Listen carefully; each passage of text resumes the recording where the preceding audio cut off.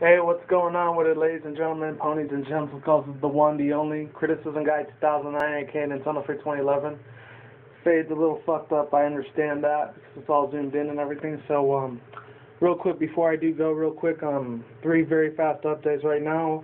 I was actually watching, as most of you guys know, a couple of weeks ago, I did that, regular show, cartoon review. I was actually watching it right now, so hopefully, Viacom doesn't come up on me and tries to, like, give me a writer's block or writer's strike because I'm doing nothing wrong, you know. I'm recording the episode, but I'm not recording it on YouTube. I'm just going to show them a picture real quick. This one's actually called, hold on, let me see it again. 150 piece kit. That's what it's called, 150 piece kit. It's about Benson. He used to be in a band and everything, and like, if any of you guys don't watch regular shows, Benson is this guy that's like a gumball machine. It's funny as shit. That's the episode right there. I had to unpause because I'm actually going to watch it right after I do this video review. So real quick, yeah, it's just about him trying to be in a band that he used to be real famous before he got like a job as a park gardener or park manager. So real quick, before I do start begin, hold on a second. Here we go. This video is brought to you by Powerade, like always. Got that Mountain Berry Blast on my side at all fucking times, baby. You already know. I got that, and it's also brought to you by, I haven't had this in a while, so 5-star RPM guns, pretty good ass shit, you know. Especially if you work in the retail industry, like even a shitty ass, you know, Walmart, Target, or whatever, you know, hey, it is what it is. At least you're making money, even though it's shit money, but hey, whatever. Yeah, 5-star shit, you know, regardless if you work in the day or night, definitely keep you up. It's like an energy drink and gum. That's how it is. Not like that 5-hour energy shit, but a lot better. Let me just adjust the camera real fast because it's probably slouching a little bit. Yeah, there we go. And, oh yeah, 2 more other updates besides our regular show thing. As most of you know, it is December 21st, 2012, a.k.a. end of the world. And like I said, I was already prepared, whether it would have been guns and shit like that, you know, having knives, a katana sword, you know. I also do got 2-3 years worth of food.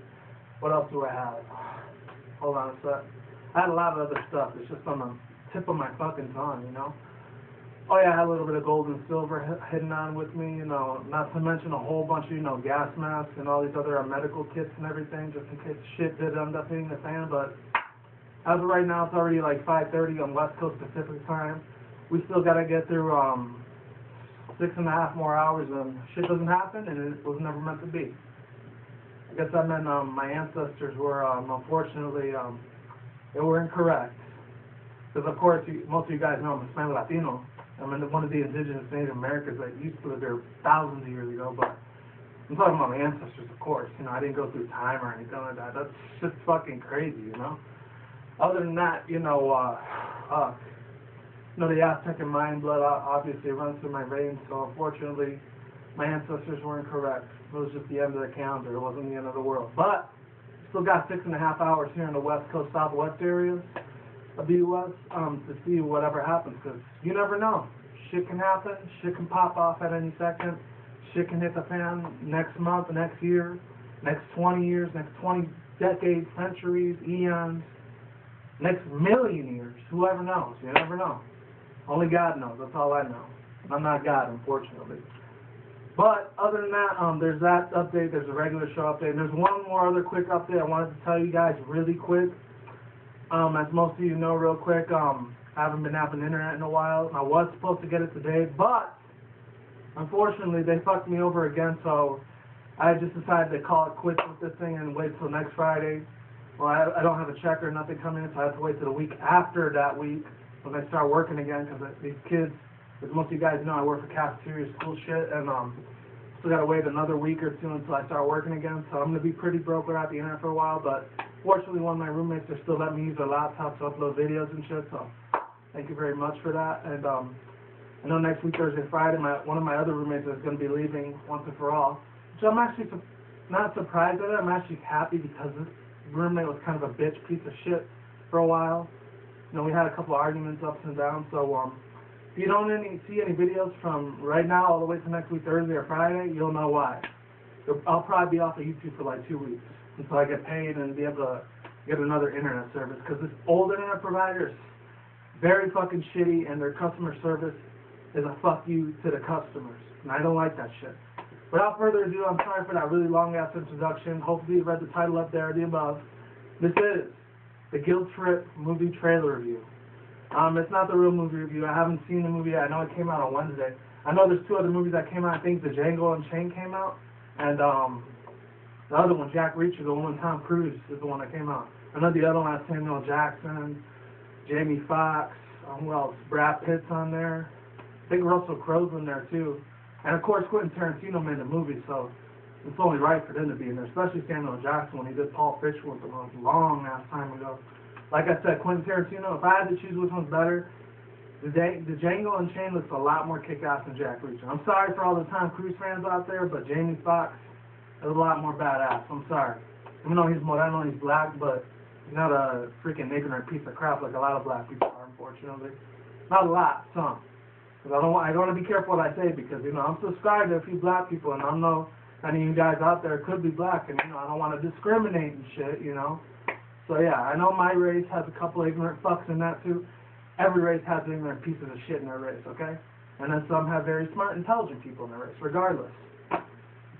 And like Martin Luther King even said, what's it called, don't judge people by the color of their skin, but the color of the content, or content of the character. That's what it is. That still exists very much today, but, you know, there's still ignorant fucks out there that still, regardless if they have a Harvard, Princeton, Yale, Stanford fucking degree, university, they're still not going to get them because of how they look. Not because of their content, of their intellect, you know?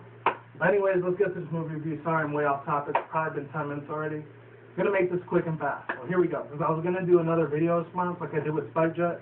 I only got like 5 views on it, but you know what? I didn't expect too many on there because not a lot of his viewers know who I am, so it wasn't too much of a surprise. I want to actually hit 100 views about 2 days ago, so I'm pretty happy about that, because it's been about 9 months the last time I had 100 views on any of my videos, or on my channel, within that matter. So let's begin. So the Guilt Trip, starring Seth Rogen, of course. I did have that Green Hornet poster, as most of you guys know, but it kept falling off.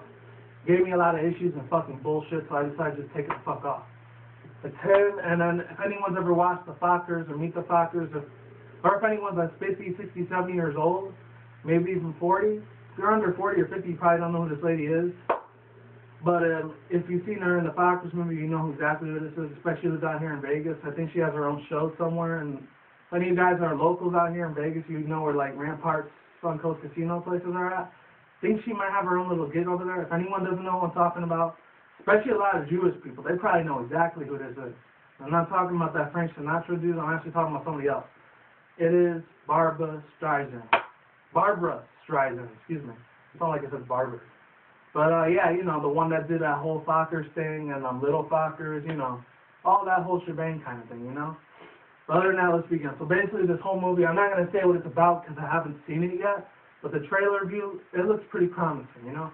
Actually looks a lot more funnier than that This Is 40 thing, because that kind of looks like a piece of crap. I'm sorry. Even though Paul Rudd's in there and he's a funny-ass actor, but I really don't give a shit about that lady. I even saw him, of course, anyone doesn't know who Jeremy Janice is, he's like the Philip DeFranco of YouTube, except he does video game movie reviews. He doesn't really do other stuff like Philly D does. I don't give a shit about Philip DeFranco much, even though I watched him a long time ago, but after 08, 09, I kind of like stopped watching his shit, so I was like, fuck him. Other than that, let's begin. So yeah, basically I think the movie is supposed to be about Seth Rogen. I don't know his name in the movie, or Barbra Streisand's movie. Her name in the movie, but the only thing I do know is it looks pretty funny, it looks pretty promising. Oh, and by the way, the This Is 40 movie had Megan Fox in it. I didn't even know that until Jeremy Janice actually said that. I was like, oh shit, that's cool. I probably would have just watched it for her in there. Even though she has that toe thumb thing or whatever, she's still a hot piece of ass. I don't give a shit. Fuck it, I'd still hit it. But yeah, other than that, let's move on. So, basically the movie is just basically about, you know, Seth Rogen, like I said. He's taking his mom out to this, like, he was supposed to do like a business meeting trip or whatever, all the way up to California, New York to LA, that type of deal. And all of a sudden his mom finds out, it's like, I think it's because she wanted to spend more quality time with her son, which is Seth Rogen, of course, in the movie. And she wanted to, you know, just be there for her son because she didn't want to be lonely and everything, because she was like a widow or something like that, and her dad died or whatever. And, not her dad, her father, her husband in the movie was the one that, basically was the one that, left her and shit, or I think he died or whatever. Like I said, I haven't seen the movie, so I can't be sure on that. But yeah, other than that, you know, basically what happens is that he decides to take her on this road trip, and they're showing him have a good time. They're showing him getting hitchhikes to like all these trucks and everything, and then they show him go out here in Vegas and stuff, start gambling, do all the casinos on the strip like Mandalay Bay and Luxor and the Wynn and fucking Stratosphere and all those other places. You know, typical Vegas shit. Even though there's a lot more other stuff besides the strip, but you know, of course, tourists want to spend billions of dollars, even in the recession economy. Still want to make it worse, which is really a depression. It's not a recession. Other than that, let's begin. Let's keep going. You know, well, basically what happens is that the mother gets all drunk, all crazy, and it's up to Seth Rogen to take care of her all the way to this business trip out in California. And they're showing him like do all these dice things, and they're playing pool, and then he tries to get into a fight with a dude, and he gets his ass kicked. And then they show Barbara Streisand there. It's like, oh, I'm so drunk off my ass, and she, you know, the little Jewish New York East Coast accent.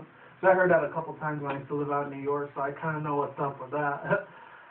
Anyways, last but not least, they end up showing him in a bar, and like this girl's all flirting with Seth Rogen. He's all like, oh no, I don't know if I should give you my number. You know, my mom's right here watching.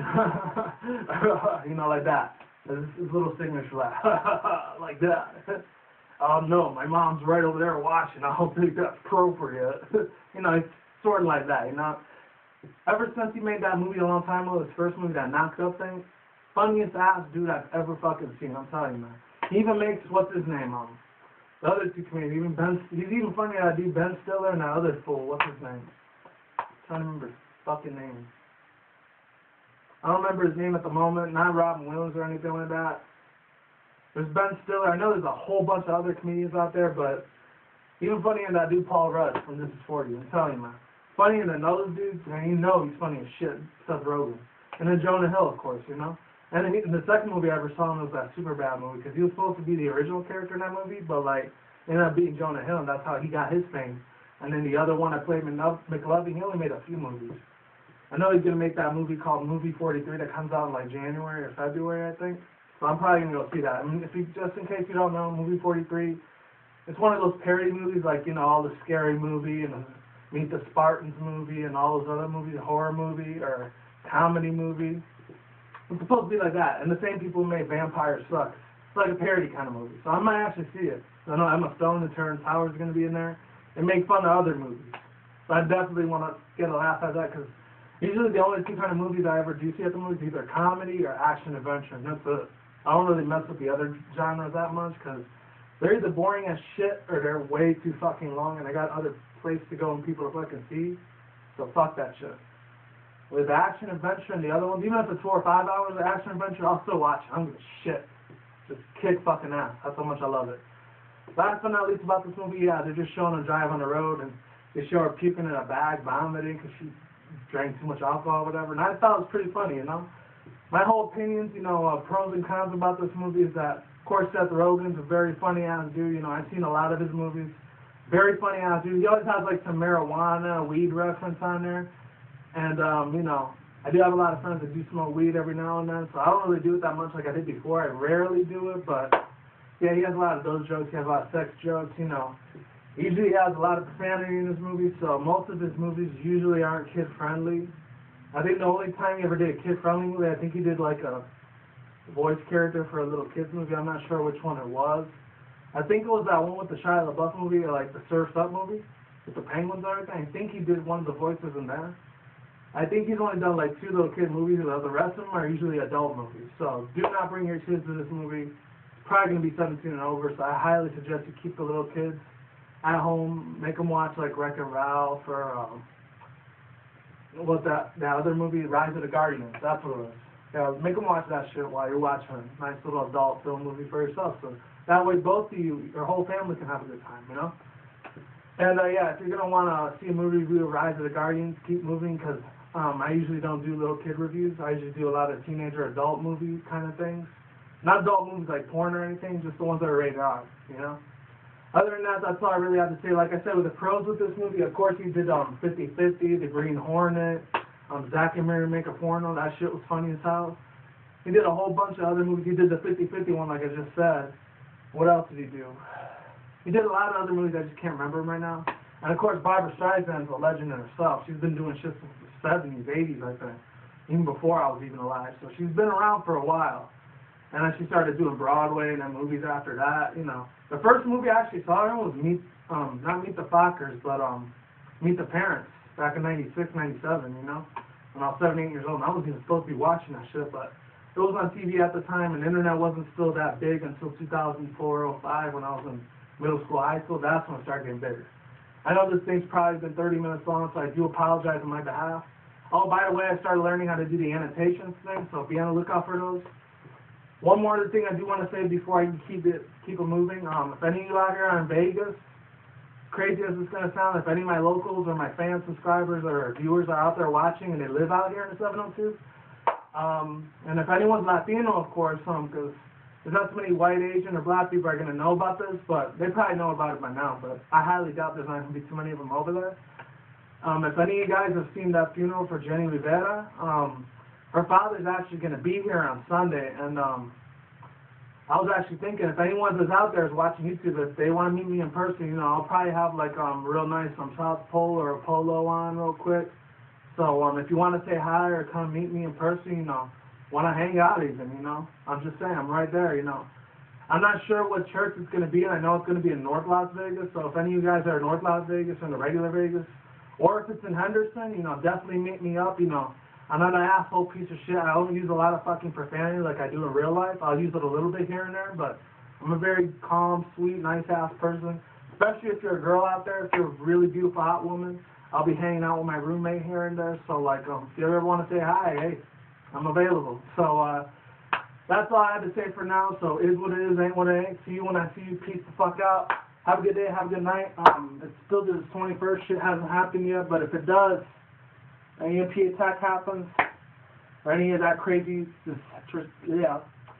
catastrophic event shit happens, I'll either be alive or dead. We'll see. Take care, goodbye, and have a good weekend. Later.